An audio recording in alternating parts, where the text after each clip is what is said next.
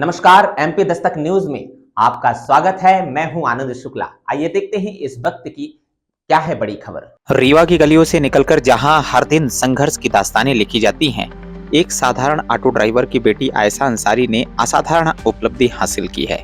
मध्य प्रदेश लोक सेवा आयोग एमपीपीएससी की राज्य सेवा परीक्षा 2022 के फाइनल रिजल्ट में उन्होंने प्रदेश भर में 12वीं रैंक हासिल कर डिप्टी कलेक्टर का पद अर्जित किया है।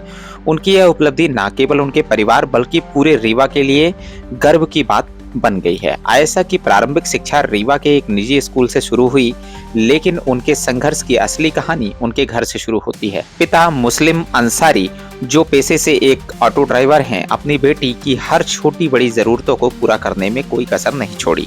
जब उनकी सेहत ने उनका साथ नहीं दिया, तब भी उन्होंने अपनी बेटी को हर संभव समर्थन दिया। उनकी मां रुखसाना अंसारी हमेशा इस बात पर जोर देती थी कि बेटियों के लिए शिक्षा सबसे महत्वपूर्ण है। आयशा ने रीवा के शासकीय प्रवीण कन्या स्कूल से 12वीं की पढ़ाई पूरी की और कॉलेज की शिक्षा शासकीय आदर्श महाविद्यालय रीवा से ली। एक छोटे शहर की लड़की ने बड़े सपने देखे और अपनी मेहनत और जिद से उन्हें पूरा किया। आयशा ने बताया, छोटे शहरों में लड़कियों को लेकर अक्सर यह धारणा होती है कि उनका स्थान चूल्हे चौके तक सीमित है, लेकिन मेरे माता पिता ने इस सोच को बदलने का साहस किया। उन्होंने मुझे हमेशा आगे बढ़ने के लिए प्रेरित किया। सर, जो मेरा मुख्यतः जो प्रारंभिक शिक्षा रही है, शहर के ही जो सरकारी कन्या विद्यालय है प्रवीण कुमारी, उसमें मैंने अपनी 12वीं तक की पढ़ाई पूरी की है। इसके बाद जो मेरा ग्रेजुएशन रहा है, शहर के जो मॉडल साइंस कॉलेज है उससे मैंने किया है।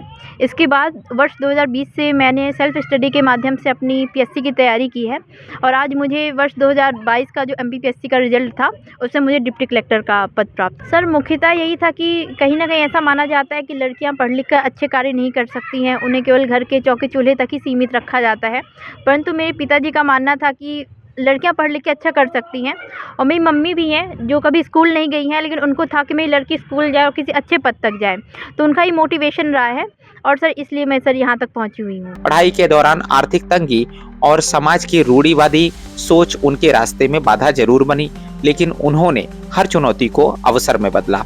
अपनी सफलता का श्रेय माता पिता को देते हुए आयशा ने कहा, अगर मेरे माता पिता का समर्थन नहीं होता तो मैं यहाँ तक नहीं पहुँच पाती। मेरे पिता मेरे गुरु और मार्गदर्शक हैं। मेरे दोस्तों ने भी हर कठिन समय में मुझे संभाला। इस प्रेरणादायक कहानी ने न केवल आयशा को बल्कि उनके जैसे अनगिनत सपने देखने वाले युवाओं को भी आगे बढ़ने का हौसला दिया है। आयशा अंसारी आज सिर्फ एक नाम नहीं बल्कि उन सभी के लिए एक संदेश है। अगर आप में कुछ कर गुजरने का जज्बा है तो परिस्थितियां आपकी राह रोक नहीं सकती। फिलहाल इस खबर में इतना ही। मिलते हैं एक बड़ी खबर के साथ। तब तक के लिए आप देखते रहिए एमपी दस्तक न्यूज। नमस्कार।